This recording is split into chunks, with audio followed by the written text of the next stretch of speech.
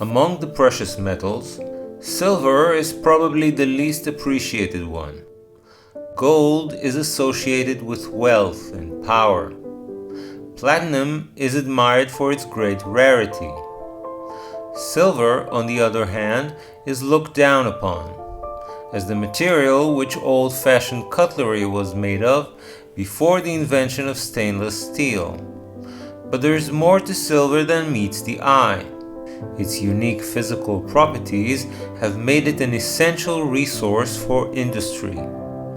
Humanity is consuming it at such a rapid rate that it's in danger of becoming extinct. Could silver be the linchpin which is holding the global economy together? If a shortage of silver ever develops, could it become unhinged?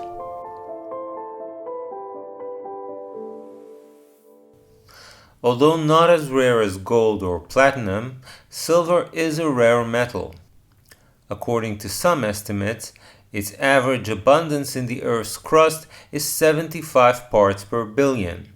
For comparison, the abundance of gold stands at 5 parts per billion, which means that silver is only about 15 times more abundant than gold. Copper, on the other hand, has an abundance of 60,000 parts per billion, which means it is 800 times more common than silver.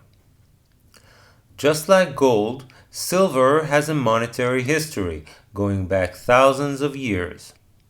As a matter of fact, it has been used as money far more often than gold, because it was more available.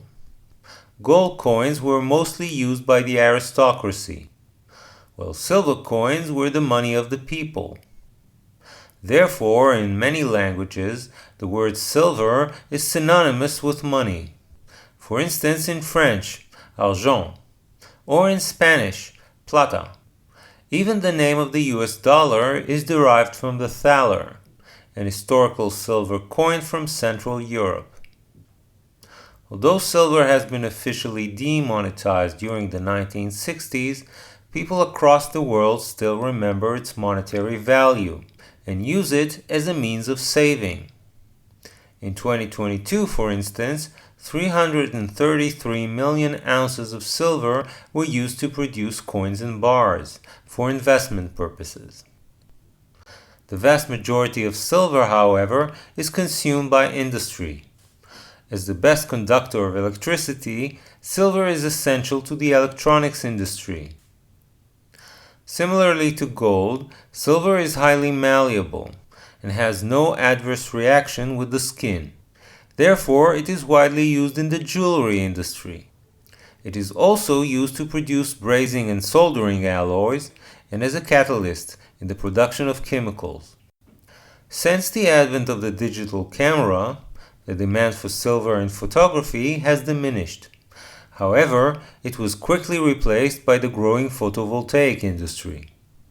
Silver is needed in order to manufacture solar panels, and due to the green revolution we are witnessing around the world, this demand is only expected to rise. Last but not least, silver has natural antimicrobial properties, and therefore has applications in water purification and medicine. In most of these industrial applications, the silver cannot be recycled. The average smartphone, for instance, contains 100 milligrams of silver. This is such a small amount that it cannot be retrieved economically at today's price. As a result, a large amount of silver ends up in a landfill and is lost forever. Therefore, the available above-ground stock of silver is surprisingly small, and is estimated to be only about 5 billion ounces. If we include the silver which is in the form of jewelry and silverware, this figure becomes much larger. According to some estimates, it could be as high as 30 billion ounces. But it would probably take a much higher price in order for this silver to return to the market. The supply of silver, on the other hand, is far from guaranteed. Unlike most resources, only about a quarter of the new supply of silver comes from primary silver mines, who are specifically dedicated to this metal. More than half of the supply of silver is a byproduct of the mining of base metals, such as copper, lead, and zinc. The rest is a byproduct of the mining of gold. This means that the supply of silver is highly dependent on the demand for base metals. In case of a deep recession, which will slash the industrial demand for copper, lead, and zinc, we could see the supply of silver fall dramatically. This could happen regardless of the price of silver, because it is only a small component of the cost-benefit analysis of these mines. On top of this, the lack of profitability in mining silver has discouraged investors from entering this field and led to a dearth of investment. As a result, the mine supply of silver has reached the top in 2016 and has been on a steady decline ever since. Developing new silver mines is a very long and arduous process. Even if the price of silver rises in the near future, it would take years before these mines become operational and are able to reverse this trend. Therefore, I argue that the supply of silver is inelastic. Unlike most commodities, it is insensitive to the price. In case of a global shortage in silver, the mining industry will be unable to increase the supply for a long time. The price of silver is a conundrum which many analysts are unable to explain. On two notable occasions, one in 1980 and the other in 2011, it has risen up to $50 an ounce. But in both cases, these events were short-lived, and the price retreated just as rapidly as it rose. The 1980s high is associated with the inflation of the 1970s, which peaked in that year. The 2011 high was arguably a response to the 2008 financial crisis and the inflationary policies which the Federal Reserve has adopted. However, it is a mystery why to this day the price of silver is less than half of its all-time high, in spite of the record amounts of debt and the trillions of dollars which were printed since then.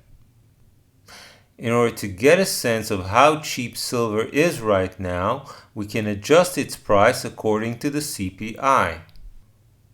In today's dollars, the 2011 high is equivalent to $68 an ounce, and the 1980s high is equivalent to no less than $188 an ounce. Another good indicator is the ratio between the price of gold and the price of silver, which historically stood at around 15:1, similar to the ratio between the abundance of these two metals in the Earth's crust. Since the late 19th century, however, this ratio has increased substantially, and today it stands at over 80 ounces of silver per 1 ounce of gold. Many in the precious metals industry argue that the price of silver is controlled by the big banks in the United States, using a concentrated short position in the commodity exchange, also known as the COMEX. Although there is no conclusive evidence to prove this claim, I happen to believe it is true, because there is plenty of circumstantial evidence to support it. This type of price manipulation is illegal, and the lack of action by the regulatory body, called the CFTC, suggests that it is carried out at the behest of the federal government. Again, I have no way to prove this claim, and yet it stands to reason that keeping the price of silver artificially low has helped the US dollar maintain its global reserve status. One may ask, why should we invest in an asset whose price is kept artificially low by a powerful entity such as the United States government? What could we possibly gain by doing so? The answer is that all manipulations are destined to end. When the price of a commodity is for some reason too low, there is too much of an incentive to consume it, and not enough of an incentive to produce or recycle it. This inevitably leads to a shortage, which forces the price to rise until it reaches equilibrium. In the case of silver, this could lead to an explosive move higher. As we've already explained, the mine supply of silver is inelastic and cannot rise quickly in order to meet a sudden surge in demand. Some analysts argue that this will only entice investors to sell and compensate for any physical shortage. But as we've seen in the past few years, under the influence of the low interest rate environment, the public has acquired a speculative mindset. In my view, a rapid increase in the price of silver is likely to bring new investment demand into the market, which will far exceed what the current holders can possibly satisfy. Keep in mind that the silver market is incredibly small, and that at today's price, all the available silver in investment form is worth less than $120 billion. Compare that with the combined market capitalization of the companies in the S&P 500 index, which stands nowadays at a whopping $36 trillion. If only 1% of that capital is diverted to the silver market, this could overwhelm it completely. This is why I argue that silver is the linchpin of the global economy. If we ever get true price discovery in the silver market, this could have a dramatic impact on the entire commodity sector. For the first time in decades, commodity producers all around the world will ask themselves if their products are adequately priced. They may find themselves wondering, why is it that the commodity exchange in New York gets to decide the price for them, and whether it is doing so honestly?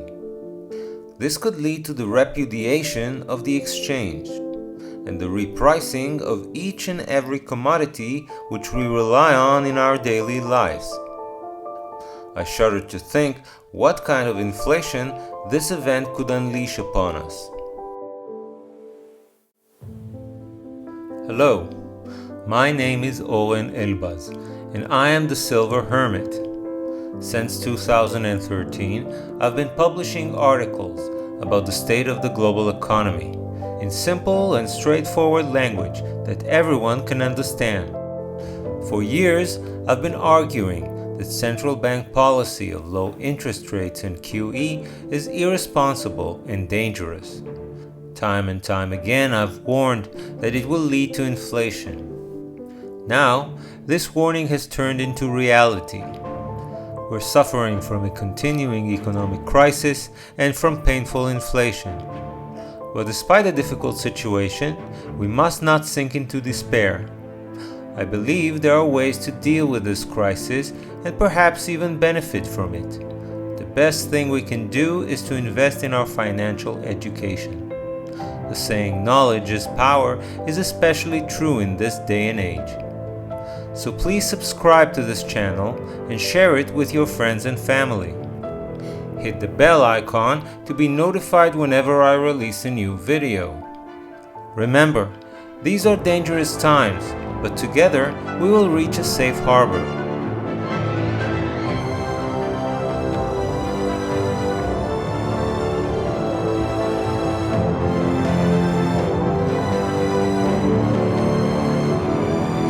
Before we say goodbye, a few words of warning.